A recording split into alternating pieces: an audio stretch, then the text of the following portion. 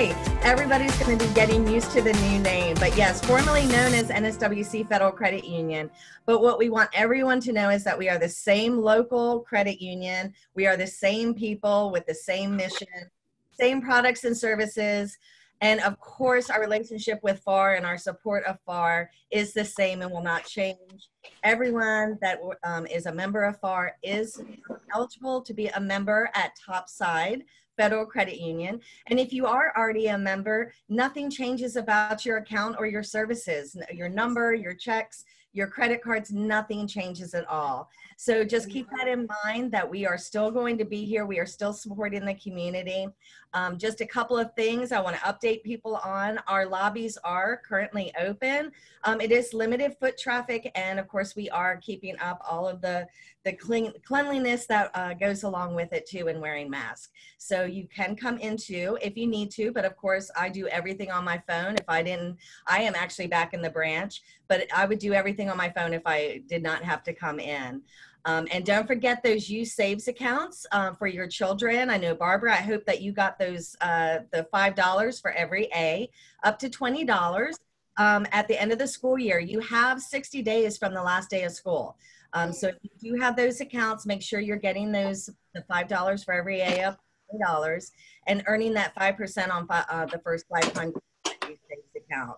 And also, we do still have our personal loan that is reduced through July 31st. If you do have a need for that or anyone in your family, remember, once you're a member, you're always a member. So your whole family is eligible too. So they can take advantage of this too, even if they're out of state, because you can even open up your account online.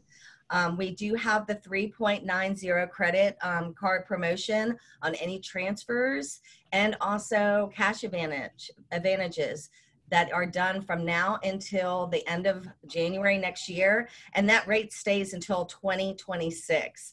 Wow. So that's a great product too. So please look into that. I do encourage all of you to go onto our website. It's amazing.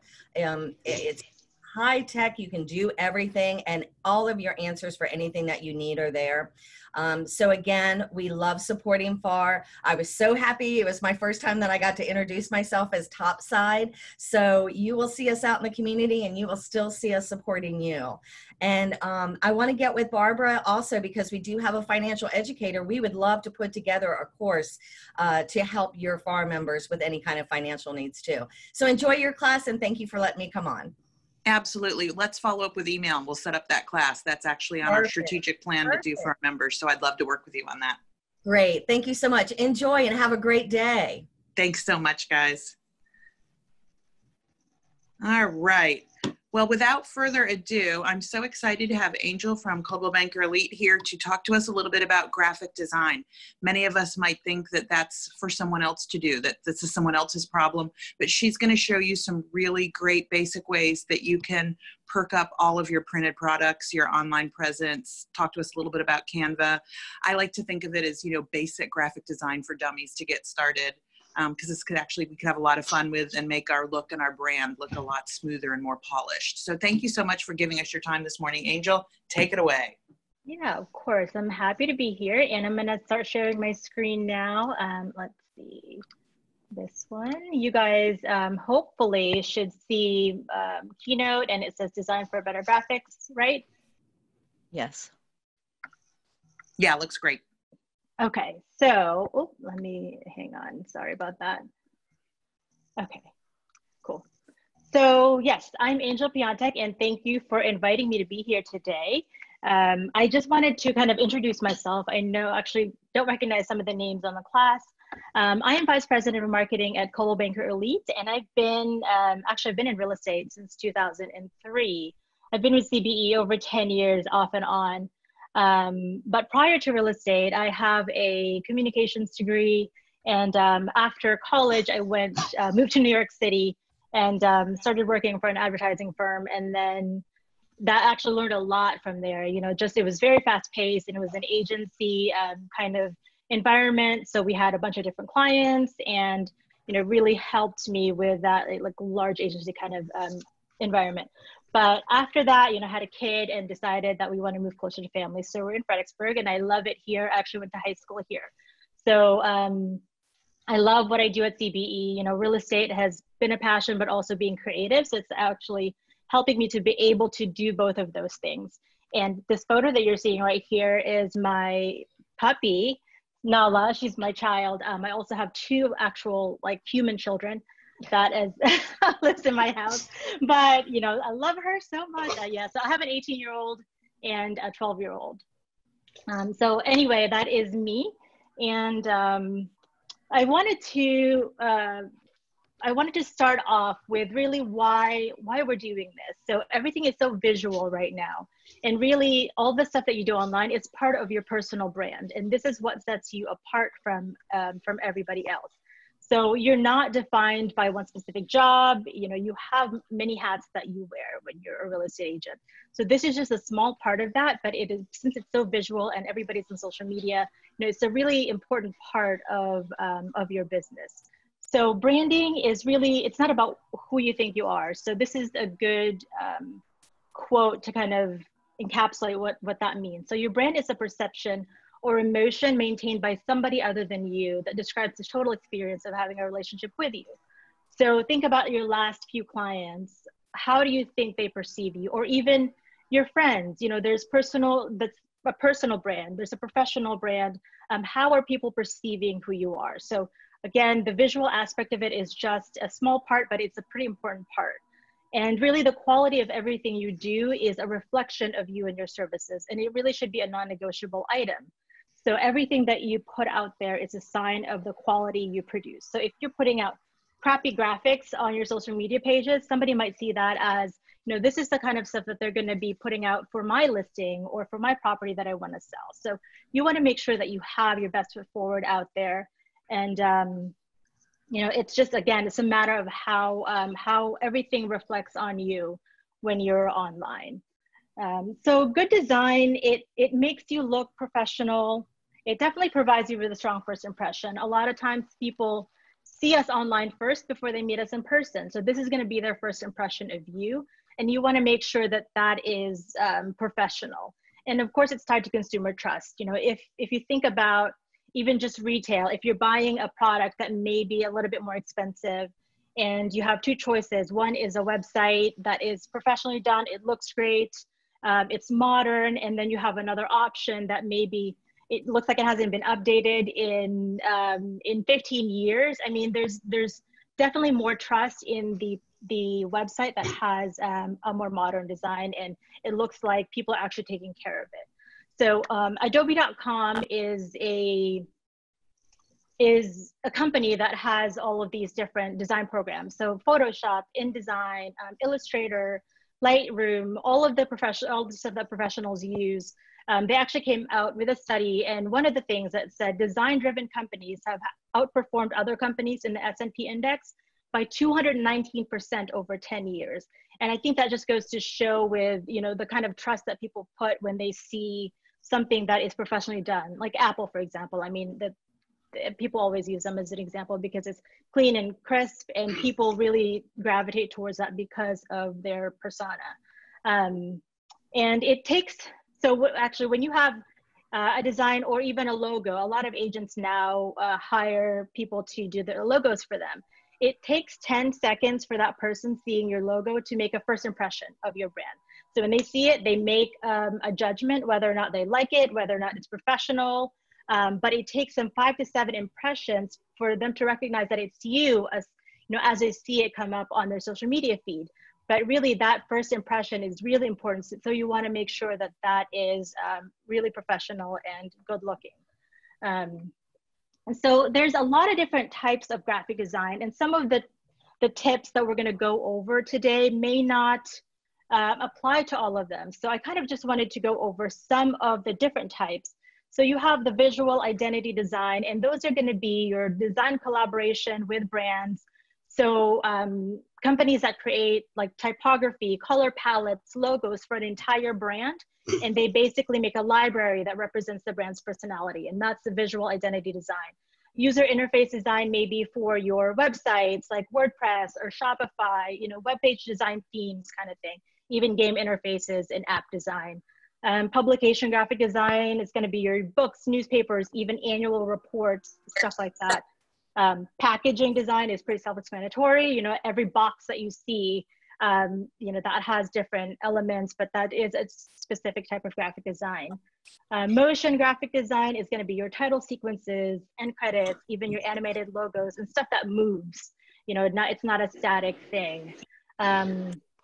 Even environmental design, I think it's a really cool way. It's a really cool multidisciplinary practice that kind of merges your environment with design. So think about your experience in a museum or an airport. So museums and airports, places like that, will use design to kind of help you, help guide you through a specific exhibit or somewhere they want you to go. So that's, you know, a collaboration between those two things.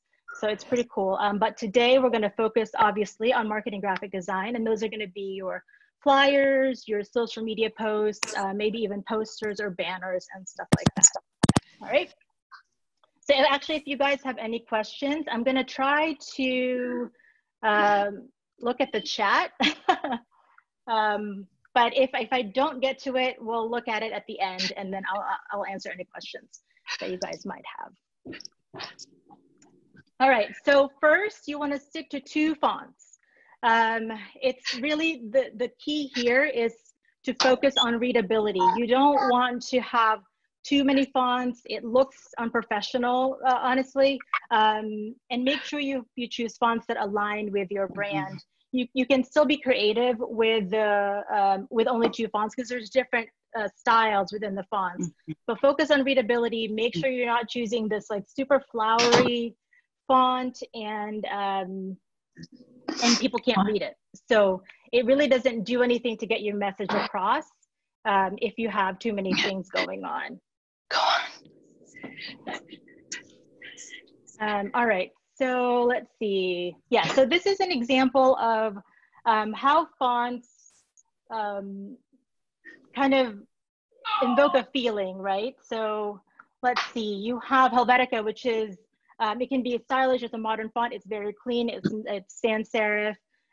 You wanna make sure that you're using a font like that for the body of your email. This is actually what we use for our identity brand, our identity guide for Coldwell Banker. Adobe Garamond is elegant. It has a serif font. You know, it's you use it for things like award ceremonies and stuff like that. You know, it's just a little bit fancier. And then you can use contrasting weights to kind of promote a different message. So there's a lot of different things you can do with fonts, but sticking to 2 on a graphic is probably the most important thing. Alignment is really important. I have made this mistake many times where I did not, sorry, I'm muting a bunch of people here because I can hear some sounds. All right, so alignment, sorry guys. You know, when you're using a design program, you can, a lot of times actually the grid's already there for you. So you don't have to worry about it. The thing is, if you have things that are misaligned, it looks amateur. You wanna make sure that all your boxes are completely straight. I mean, it makes it look professional again. And you can create balance by a lot of different ways, but you can add lines and stuff like that. But again, just make sure all of your elements are aligned. All right, so this is an example of how misalignment can actually be a little bit of a fun design element if done really well. So you have the text kind of going over the box, but if you notice let me go to the next screen here, the rulers here, the words are actually still aligned with each other. So you've got the date and the hashtag aligned with the 2 big words on either side, and then Earth Day is aligned with the middle. It's just a fun way to, you know, use misalignment, but it is a design element and not necessarily like, you know, all your text is all over the place. So you can, as long as your text is still arranged in organized fashion, you can have fun with it. You can still play with those design elements. All right, so number 3 is using frames and grids.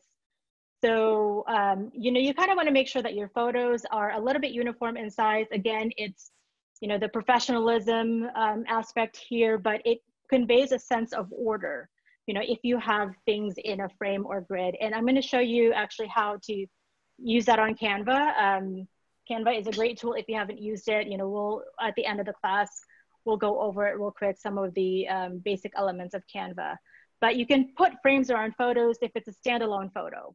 That kind of just frames it and it makes it look a little bit more complete. But if a photo goes all the way to the edge, obviously you don't need a frame. But if you have like 3 photos, like in this one, putting it in a grid will actually create that frame for you. So you don't necessarily need to have a border around the photos themselves. All right, so number 4, using scale to show hierarchy.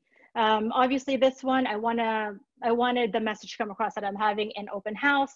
And so those are gonna be my big words on the graphic. So it's a great way to build visual impact and also to get your point across. It's kind of that purposeful hierarchy. So you have the virtual open house here, and then the date and time, and then, you know, where they're gonna be able to tune in for my open house. But there's a lot of fun text elements that you can use to kind of get your point across, and it's not always just gonna be, you know, the boring visual where all the text is the same size. You know, you can play with some of the sizes there just so that, again, it creates a visual impact. All right, so white space.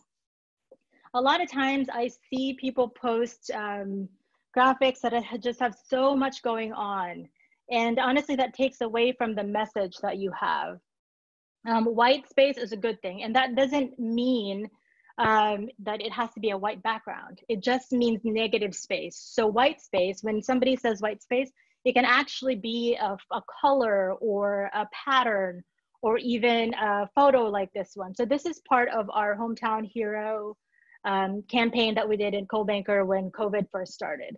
So all this says is, to the people whose trips to the grocery store don't just feed one family, but thousands, thank you and get home safe, and our logo, and that's it. And then we were highlighting actual hometown heroes that live here, and, you know, people that are out there in the front lines and stuff like that. So you can have more information on the description of your post, but your graphic really should capture people to want to read more, but also it needs to be clean. You know, just giving your graphics some breathing space it helps somebody kind of focus on your message. So don't overcrowd. You have one hero shot like this one, you know, with a truck, and then your message and headline. And again, any information that you want, if it's an event that you're promoting, you can put that at the bottom. But just make sure that you're not overcrowding the space with just too many things, too many words. Negative space is good. I can't stress this part enough. If you're doing ads on Facebook, there's actually a tool on Facebook that you can upload your photo and it'll tell you if you have too much text. So it just kind of goes to show that even, you know, companies like Facebook, they don't want you to put all this text on your graphics because nobody's going to read it. There's just too many things. So if you go to facebook.com/ads/tools/text_overlay, you know, you can upload your graphic and it'll give you a grade. So it's green, yellow, and red, I believe. If it's red, that means you have too many text. That way you can play with your graphic, and then you can post your ad. You don't have to do the ad and then realize that you actually have too much text on your graphics. So you can use that tool. It's a good tool to use. It's definitely helpful when you're creating social media graphics, especially when you're paying for people to see them. All right. So choosing complementary colors is really important. Obviously, you have a brand, your company brand. You want to make sure that those colors match or go together with the brand colors that you have. So for our company, we've actually given our agents, we have a book, an identity guide book that has all the fonts that we're using and all the colors that they can use to go to go with our brand. I think I have a shot here. Yeah, so this is what ours kind of looks like. And if you don't have one for your brand, it does not mean you can't create one. You know, choose colors that might complement the colors of your brand, and then just write the colors down and put it all together in a document. That way you have it. So when you're creating a graphic, you can look at that document and see, oh, this is the color that I've used. And really that consistency will help somebody recognize your brand when they're on social media and they're just scrolling through feeds. They'll see, oh, this is so-and-so because I recognize the colors and I recognize the brand. So choosing complementary colors for all of your graphics is really important. You know, you want to make sure that it looks good together, that it doesn't clash, and it also maybe is not a competitor's colors that you're using. So I do see that often. You want to just be cognizant of the colors that you're using for your social media graphics. All right. So for your posts, using color and contrast is a really good way of drawing the focus to what's important. So this one is a stat about the average down payment for a new home. So I've changed the color of the price to a different color. So your eye is drawn immediately to that number. So it's just a strategic way to give more focus to really what you want them to pay attention to. And again, you know, you're building visual impact here by what you're changing and what you're highlighting. So you can use color and contrast to lead the viewer to the most important part of your message. This is another example of using color and contrast.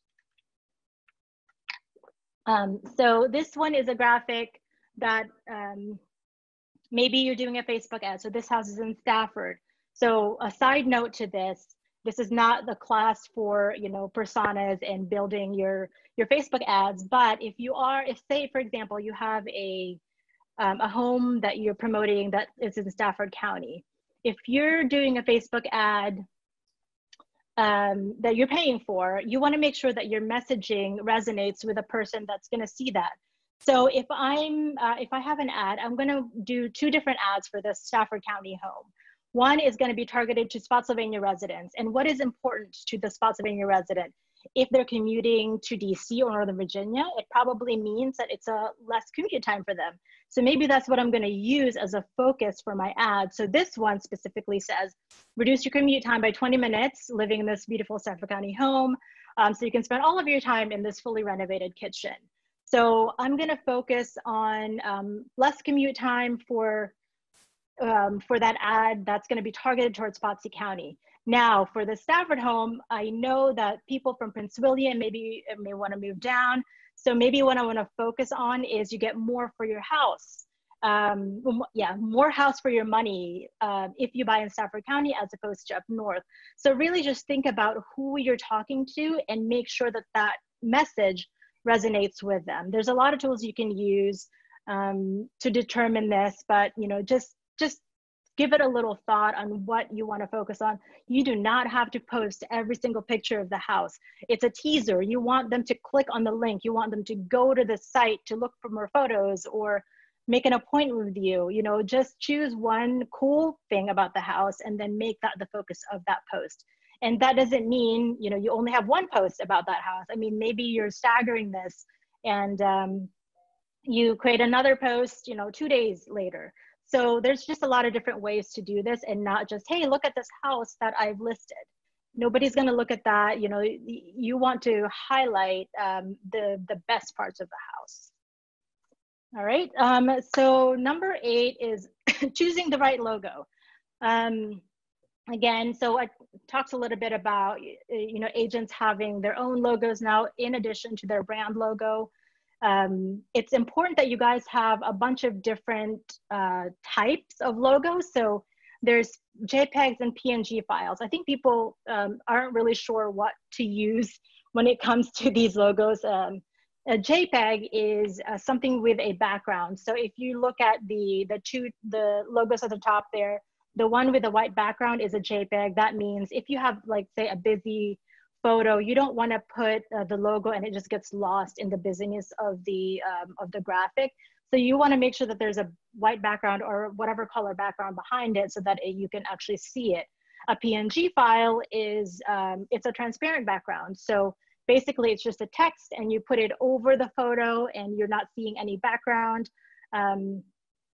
I prefer using the PNG files just because I think it's cleaner, but if you have to, use the JPEG just so that your logo is in focus. But there's also different layouts. So you see, this is not all of it. I think we have like 8 different layouts for our logo, and it depends on what you're using it for. So if you're putting it on a business card and it's really, really small, you want to make sure probably the horizontal version of the logo is more appropriate than the stacked version where it's going to look really small and you can't read the words.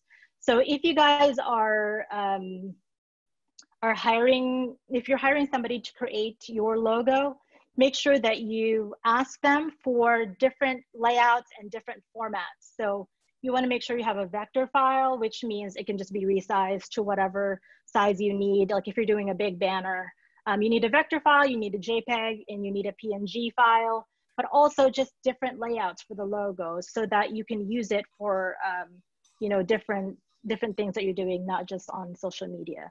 So again, you want to have choices when it comes to your logo.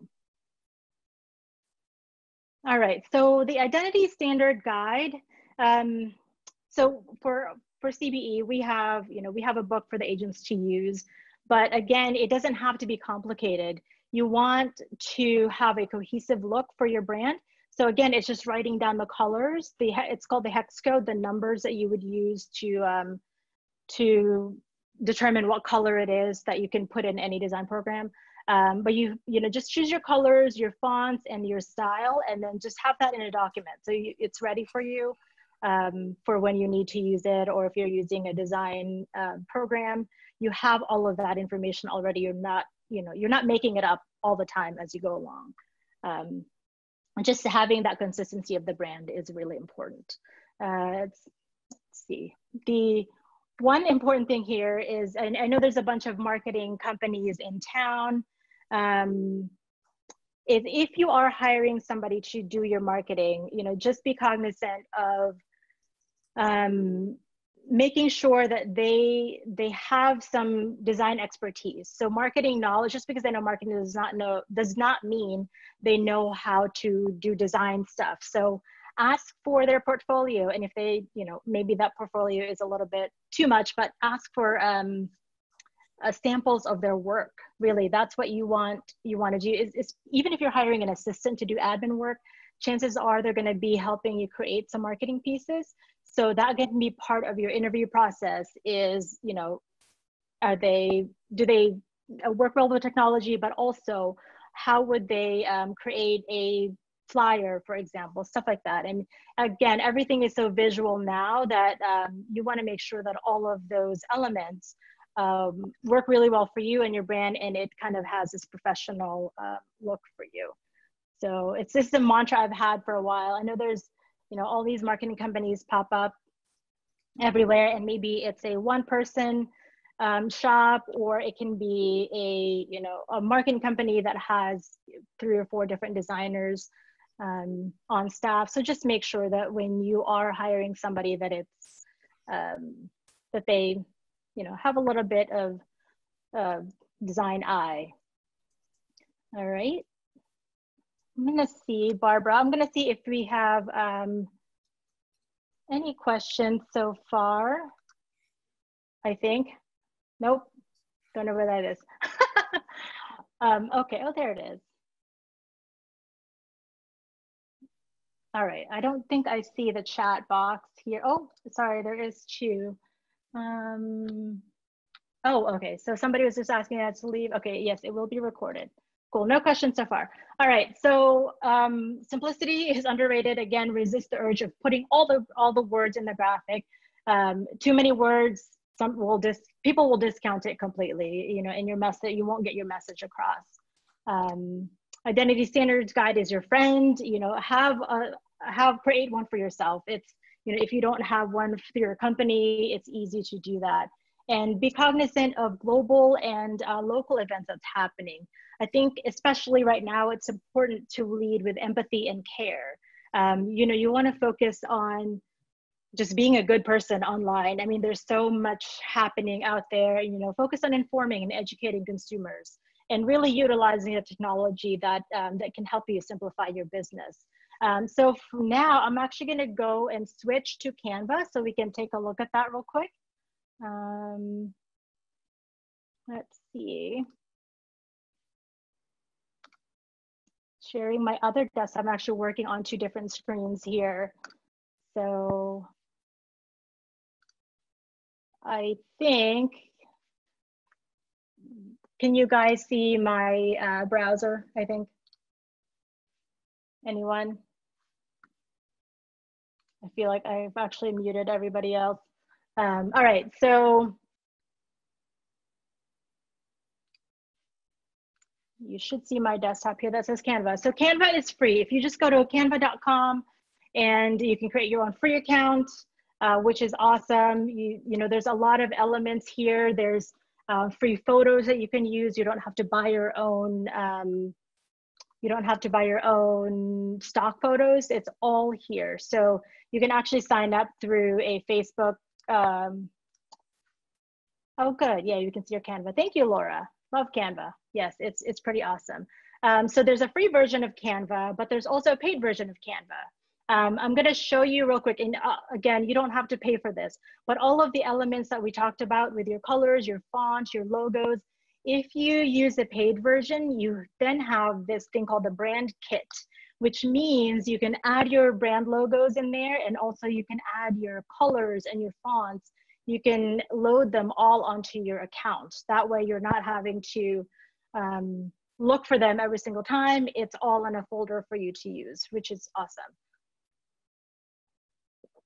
Okay, so first there's a bunch of different layouts that you can choose from. They do everything from social media graphics to flyers to email headers, stuff like that. But if you want to create a real estate flyer, for example, the easiest way to do that is just to type in real estate, and it gives you options for a bunch of real estate themed designs. So I'm going to click on real estate flyer here. And so it gives you a bunch of different layouts for depending on what you want to do.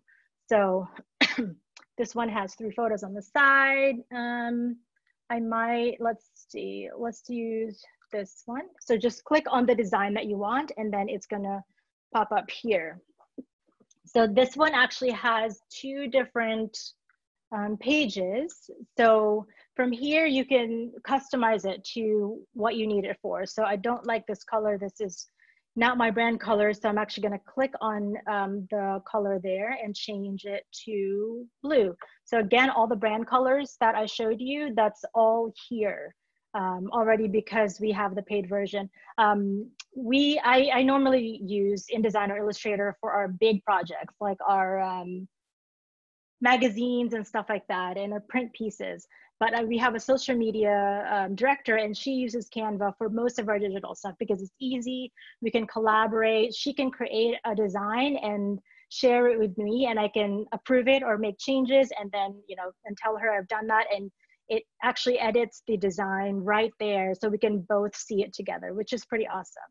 But I'm going to change this color to blue, just because that's our brand colors, and maybe you want to add a logo. So now you can look at all the different things you've uploaded here, or for me, because we have the logos already put in, I can look at my folders and grab the logo. So I think we'll use this one. It really, if you just, if you click on it, it will add that to your to your file here, and you can resize it from here. Bunch of things you can do. And actually, this is not a photo that I want, obviously. That does not look like it's a house in Virginia. So I'm gonna go back to my uploads, and I'm gonna change that. So all you have to do is drag and drop it to your to the file you're working on, and that's it. It's really easy. You can also do things like, for example, if I'm looking at this this text here and I don't like the spacing, you can change the spacing. So by clicking on these three dots here, you can change the height of the spacing. So if it's too close, you can change that, or even the letter spacing, you can make it wider. There's a lot of things you can do on Canva. And again, it's just playing with it and seeing what you like and having a bunch of different options. If you don't have any stock photos that you can use, you can just search for images. There's a bunch of elements here on the left-hand side. These are your controls. There's a bunch of grids and patterns that you can choose, and photos. So if you don't have stock photos, you can search for a photo here, and I can click on, let's see, let's search for a house. Maybe this one looks a little bit, this is a pro, oh, actually, yeah, that's one thing. If you have a pro account, it'll tell you if it's free or if it's a pro account. I think if you don't have a pro account, I want to say it's like $1 or something like that. They're really cheap, but the pro account is $10 a month. I would definitely spring for that. So if I want to use this, all I have to do is drag and drop it over here, and that's it. But if you're promoting a house, obviously you will have all the content and all the graphics that you want, all the images, so you don't have to worry about that. And once you're done creating your design, you can then just download this as a PDF, which I would recommend if you're doing a flyer. You definitely want to make sure that it's good quality for printing. So your PDF print is going to be the best option you have here. So, and then it'll just save to your computer. So let's see, do PDF print. And I only want to do this one page because I didn't edit the other one. So just click on that page, the first page done, and then download.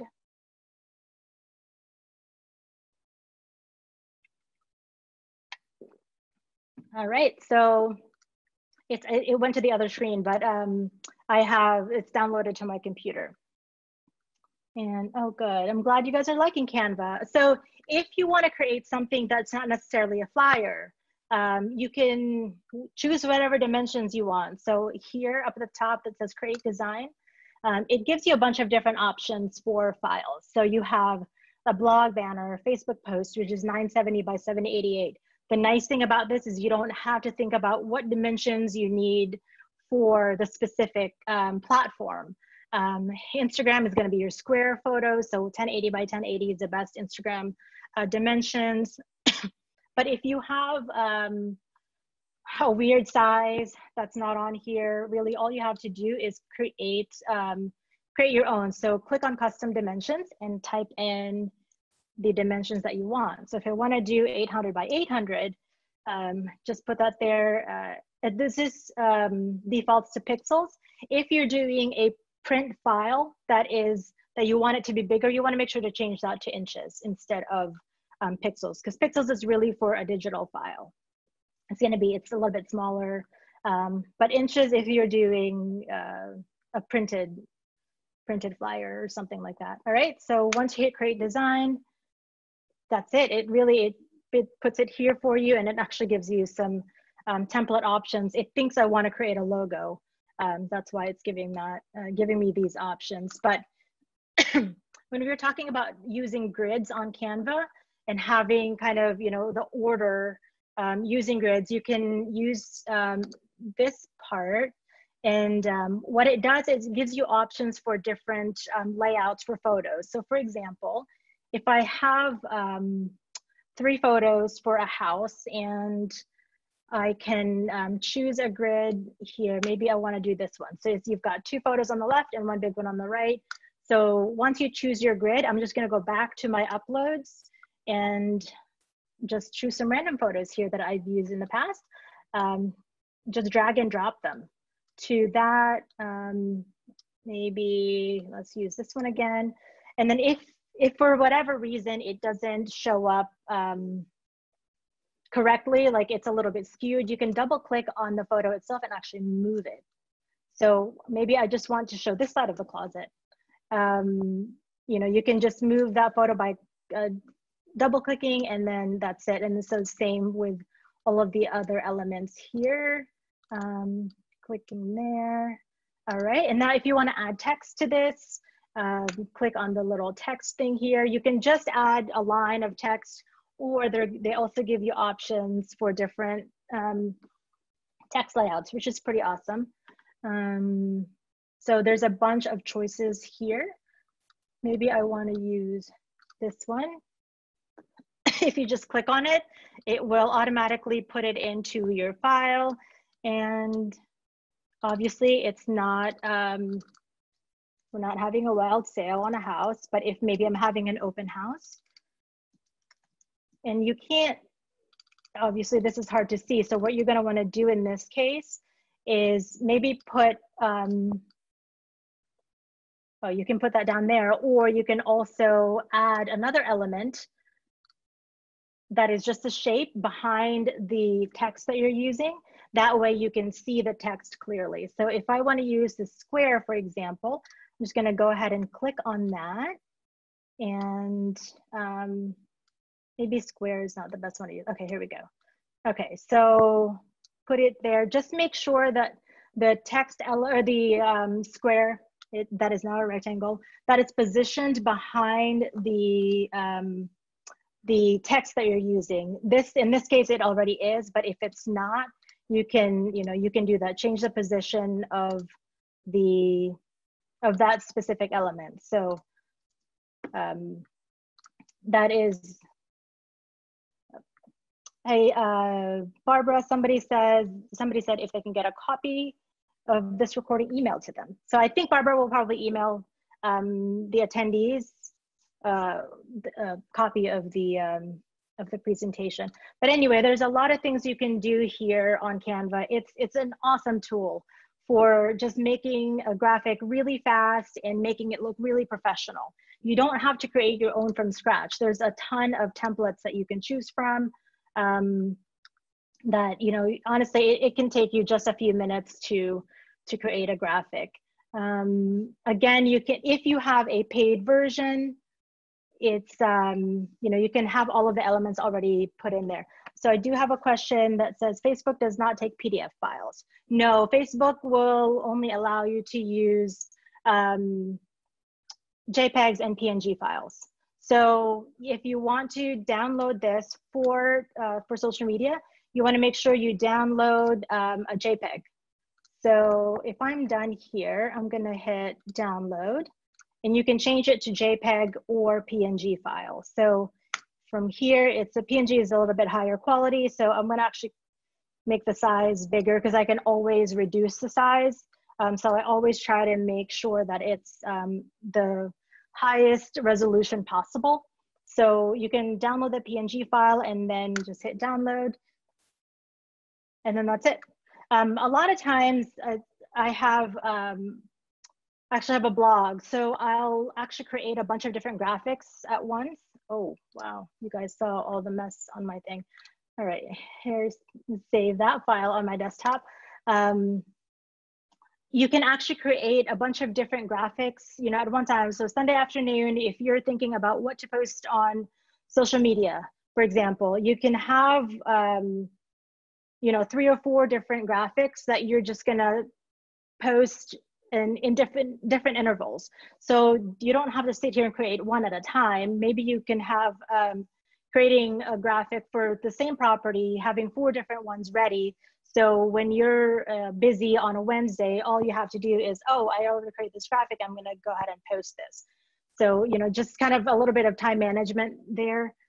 Just make sure that, all of your graphics are consistent and stuff like that. So, but Canva is a great way to do that. There's just tons of stuff that you guys can do here. I would suggest just creating an account and playing with it. If you have a website and if you want to, customize some of the graphics on your website, this is a great place to do that. Flyers, there's even brochure templates on Canva.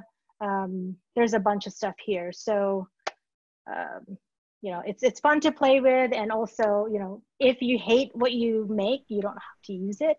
So that's a great thing about Canva. All right, are there any other questions? I think I pretty much went through everything that, all the basics of Canva. Oh, one thing is, if there's any kind of holidays, Canva will actually, you know, suggest things for you. Like Father's Day just happened, so there's a bunch of Father's Day templates here. So when it's Christmas time, there's a bunch of Christmas templates. So there's really a lot of stuff you can do. There's even COVID posters. You know, if you want to create your own logo, if you don't want to hire somebody to do that, you can create that here.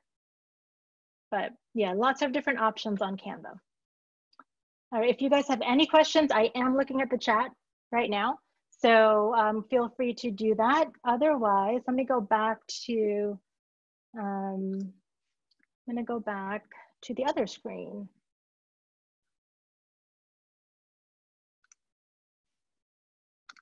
Okay. Hey, Barbara. I think I'm actually almost done, and I'm not sure how to unmute you. Let's see. Okay, so. There, can you hear me?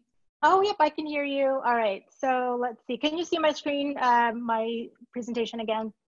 Yes. That says, Our okay, Wi-Fi has been awesome. going in and out. So Oh no. I was never sure if you were having issues or I was, but I can see you and your screen perfectly. Okay, perfect. And actually, I wasn't having any issues at all. I was having to switch from one screen to another. But if you guys have any questions about graphic design, or you know, even if you want to send me a file and, you know, review it, I don't mind doing that. It's you know, I enjoy helping people with graphic design and just making sure everybody has, you know, a great professional persona online. But you can email me at angel@cbeva.com or go to my website.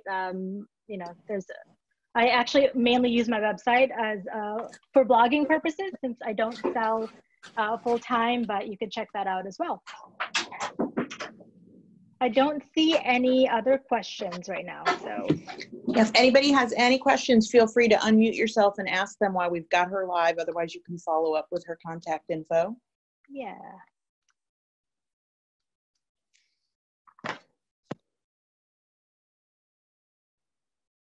Should I unmute everybody? I think that's probably if you're not brave. a good idea, right? All right, so I am not seeing any other questions. I think we're a little Excellent. early, Well, thank you so much for your time this morning. I feel I've been all over the place with our internet down, but I cannot wait to go back and watch the recording again so I can watch it completely uninterrupted. Yeah, I hope you guys get your internet back before tomorrow. It's coming back piece by piece. We're almost fully operational. Okay. If anyone has emailed far this morning, we'll get back to you in a few minutes. It's all coming back up now. Oh, good. All right, nice. Thank you guys so much. Thank you, Donna and Linda. Oh, hi, Linda. Been seeing you in a while. Awesome. So if you guys have any questions, yeah, feel free to reach out. I'm here. Excellent. Thank you so much for your time. I really appreciate it. Yeah. Yep. All right. Take care, Bye. everyone. Good to kind of see you.